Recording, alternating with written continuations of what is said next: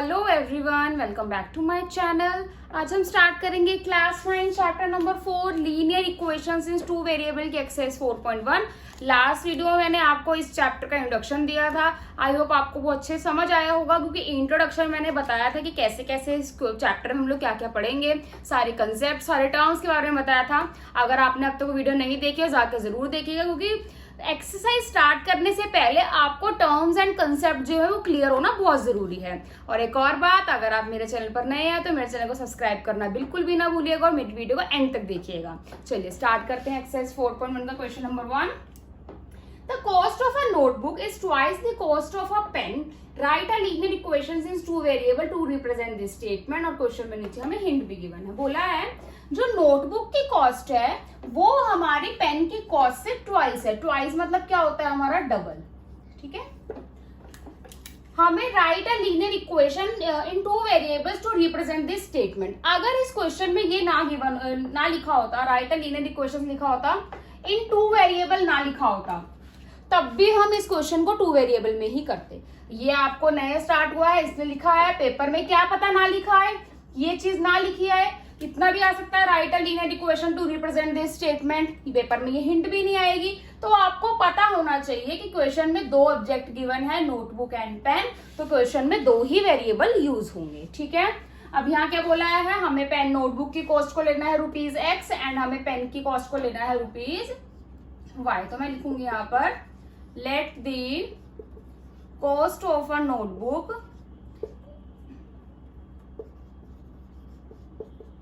₹X and let the cost of a pen ₹Y। अब क्या है, जो नोटबुक की कॉस्ट है वो हमारी पेन की कॉस्ट के इक्वल है, बट कैसे, डबल में इक्वल है। तो ये क्या हो जाएगा 2Y।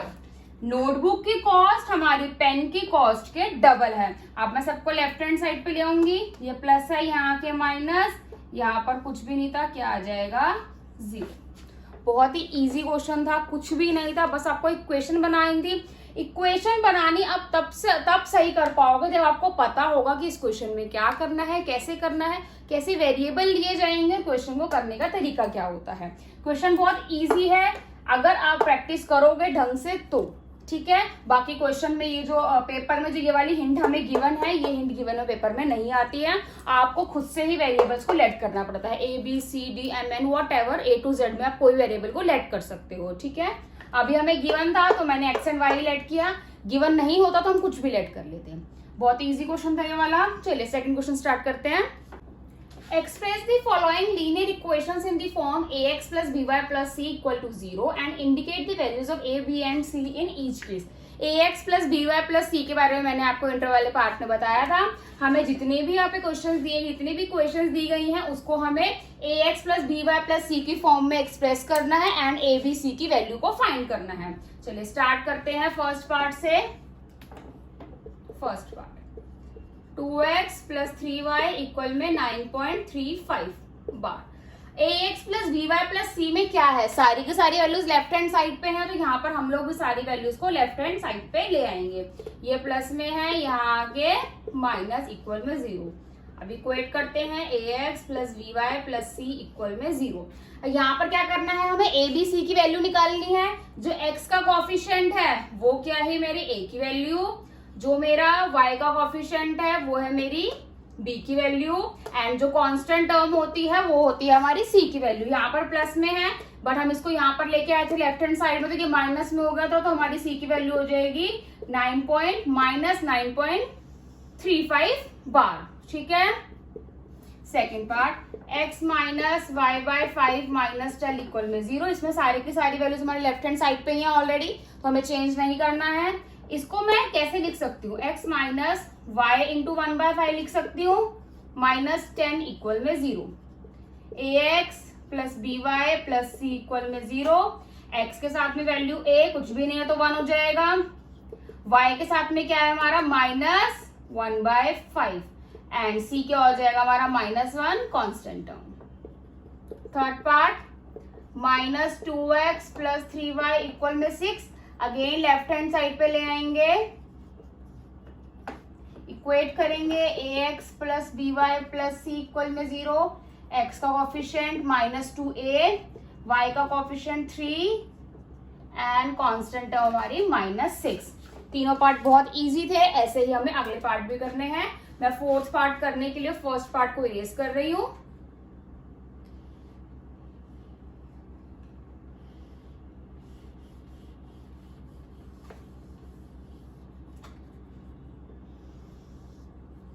Fourth part x is equal to 3y, plus में है इधर आकर माइनस हो जाएगा, इक्वल में 0, प्लस 0 इक्वल में 0, ax plus by plus c equal में 0, a की वैल्यू 1, b की वैल्यू -3, c की वैल्यू 0, क्योंकि कांस्टेंट टर्म है ही नहीं है। मैंने इसको ax plus by plus c के फॉर्म में लिखने के लिए यहाँ पर 0 लगा दिया ताकि कंफ्यूजन ना हो। ठीक है, फिफ्थ पार्ट करते हैं।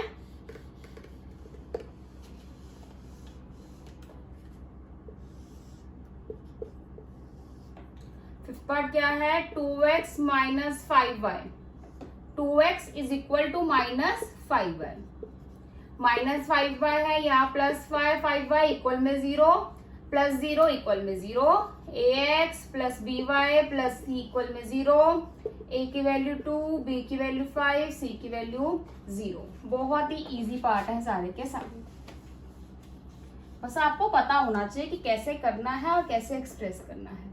सिक्स्थ पार्ट, y -2 इक्वल में 0, x नहीं है तो मैं इसको क्या लिखूंगी, 0x plus y -2, ax plus by plus c equal में 0, a की वैल्यू मेरी 0, b की वैल्यू मेरी 1, c की वैल्यू मेरी -2। बहुत इजी है। इसमें क्या करते हैं बच्चे, x की वैल्यू को लिखते ही नहीं है कि x तो है ही नहीं, बट x 0 है। ठीक है, नेक्स्ट पार्ट, एट्थ पार्ट,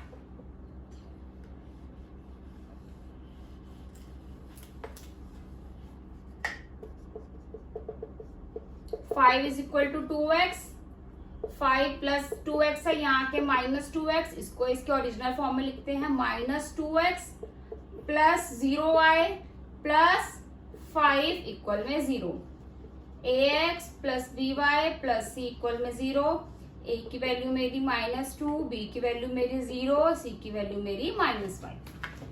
बहुत ही इजी क्वेश्चन था। 8 के 8 पार्ट बहुत इजी थे। जो 8th पार्ट थे, ये चार सारे के सारे 8 के 8 पार्ट में क्या था, आपको हर तरीके का पार्ट दिया गया था। किसी में x मिसिंग है, किसी में y मिसिंग है, किसी में कांस्टेंट टर्म मिसिंग है। तो इससे आपको पता लग जाएगा कि सारे पार्ट जो है वो कैसे आएंगे। कुछ अपॉन वाली टर्म भी आई थी कि कैसे करने हैं अगर आपको इनसे रिलेटेड पेपर में कुछ आ जाता है तो, और ये क्वेश्चन पेपर में आता है। देखने में बहुत ईजी है, बड़े पेपर में आएगा। 1 मार्क्स का आ जाता है, कभी ऑप्शनल में आ जाता है या फिर कभी MCQ में, लेकिन आता जरूर है। ठीक है, आज की एक्सरसाइज हमारी यही खत्म होती है। सिर्फ 2 ही क्वेश्चन थे इस एक्सरसाइज में।